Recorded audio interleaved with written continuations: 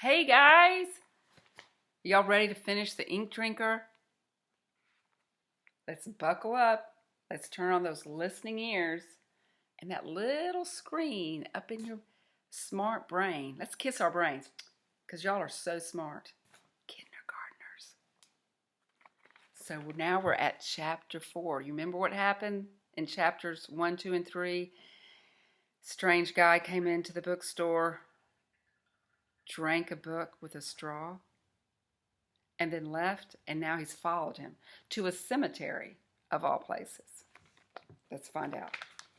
In the cemetery, chapter 4. I couldn't help shivering. A cemetery isn't exactly my favorite place to visit, and I knew that if I kept on following him, I might end up in terrible danger. But I couldn't stop now. I'm a tough kid, not a coward. I tried to keep up with him as he ran down a path that cut across the middle of the cemetery. Then suddenly he veered off into a little diagonal walkway. By the time I arrived at the intersection, he had disappeared. That's when it hit me. A 7-letter word came out of my lips. Vampire.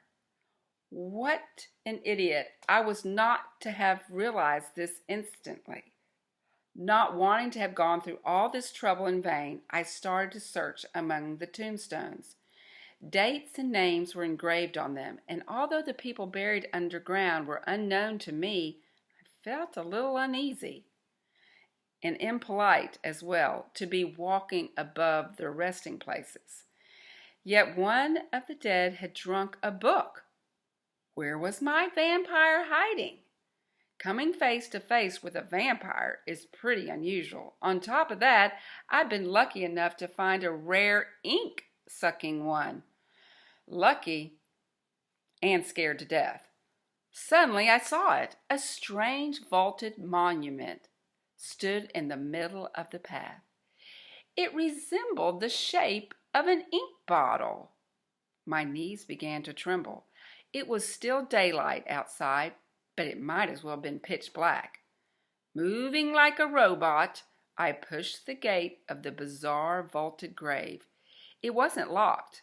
A flight of stairs went down deep into the ground.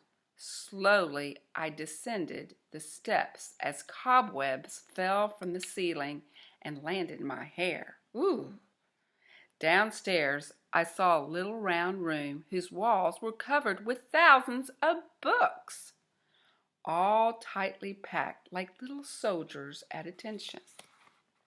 That's where he walked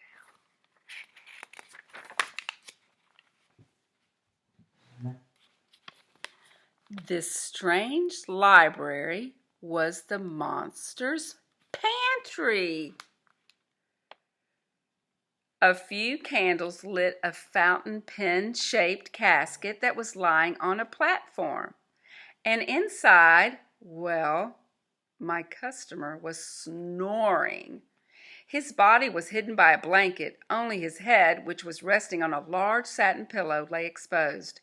I noticed that small freckle-like letters seemed to be engraved on his papier-mâché skin. I got closer so that I could examine him in better detail. Suddenly he sat up and fixed his eyes on me. They were dark with ink. My blood began to churn. I felt as jumbly as a soft-boiled egg, and I wondered if vampires liked their eggs soft-boiled.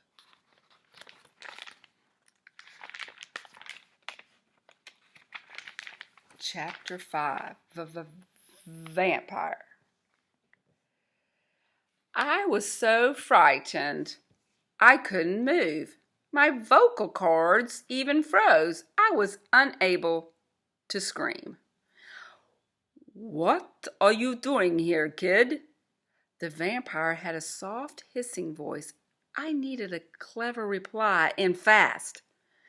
I wanted to visit my grandmother's grave. Guess I'm in the wrong place.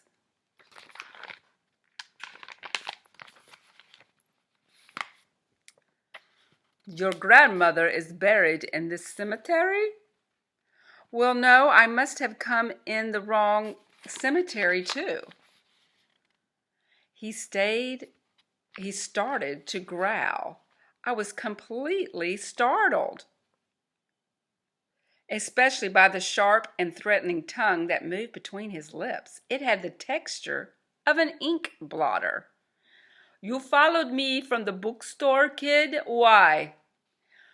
There was no point in lying anymore. I was sure that he could read my thoughts. You drank a book. You drank a book with a straw, I answered. I saw you. Now understand. You're a foolish kid. Do you know who I am? A vampire.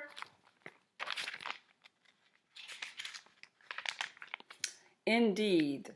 You are lucky that after 5 centuries of fine dining on blood, I became allergic to the stuff. Otherwise, I did not dare to think about what he meant. Why do you drink ink, sir? I asked. I've suffered from liver problems for 72 years. Ink is the only food I can digest without difficulty, and believe it or not, it's quite nutritious. Really? By then, why not just buy bottles full of ink?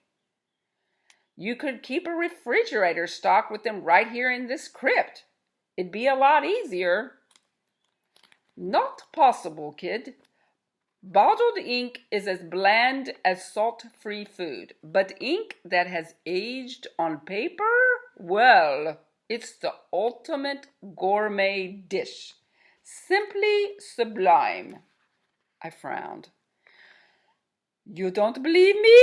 Oh, no, I do. I started to back away. No, you don't believe me. Never mind, like it or not, you too will develop a taste for ink. Tomorrow you will understand. He sprang like a devil out of his casket and smiled. His dazzling teeth looked like razor-sharp pen nibs, and he was coming closer and closer. I felt a dark veil descending slowly upon me. Chapter 6. Yum, yum, delicious. Vampires don't exist. No one drinks a glass of blood for breakfast, and people sure don't suck ink with a straw. I hate these freaky nightmares. They make me so jittery. I had fallen asleep in my hiding spot. The bookstore was about to close, and 2 customers were still lingering in the store. A strong itch on my arm woke me up, and as I tried to get rid of it, I realized that it was coming from deep under my skin. To make sure I had been dreaming, I browsed through a few books. Everything was in order. All the books were jam-packed with words. I returned to my hiding spot and felt overwhelmed by an indescribable mix of drowsiness and heaviness. I heard my dad double-lock the store door. Alone at last. The surrounding silence and darkness were exhilarating. Dad hadn't realized that I was still inside, and I was sure that once he did, he would search for me. But I had better things to do than go to bed. The books, all neatly lined up on the shelves, were calling me. Come, come, open us, open us. It was the very first time I had craved a book. Come, come, come browse through us. I just happened to have a straw in my pocket. Lucky me. The first mouthful was electrifying. However strange it may seem, I was eating sentences and crunching paragraphs. The books tasted like brownies. Yum! Delicious! But even more astounding, the sensations on my tongue varied from word to word, from paragraph to paragraph. I wasn't simply absorbing ink, I was absorbing pure and total adventure. On a wild sea, two ships waged a ruthless battle. Crash! With swords between their teeth, and the pirates smiled ferociously. I was not reading. I was experiencing all the action firsthand. I was the captain of the king's ship, and I was fighting for my life. Suddenly, I found myself facing a devil with an eye patch and a wooden leg. It was the notorious Captain Flint. We lunged at each other with our swords. I was exhausted. My arms felt like jelly, and in the last-ditch effort, I rushed toward my enemy. He dodged my attack, and I went overboard. As I sucked the first words of the second paragraph, the lights were suddenly turned on, and Dad was there. I swallowed wrong, and the words got stuck. "Time for bed, little rascal," he said. He didn't understand what I was doing with the book. "You were supposed to read some books, not chew them." When he noticed the straw and the ink that was dripping down my chin, his anger subsided. "Did a dog bite you?" "Not exactly." He must have feared I had rabies. I reassured him, claiming the ink was just chocolate, and he believed me. Still, he wasn't totally wrong. I had indeed been bitten, but not by a dog.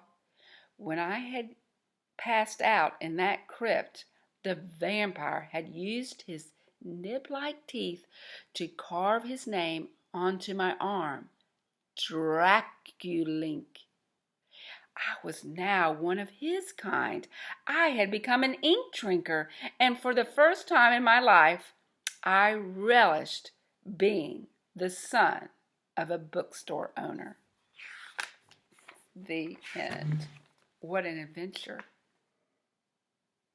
You never know. The ink drinker. Hope to see you guys soon. Congratulations on becoming a kindergarten. Love you so much.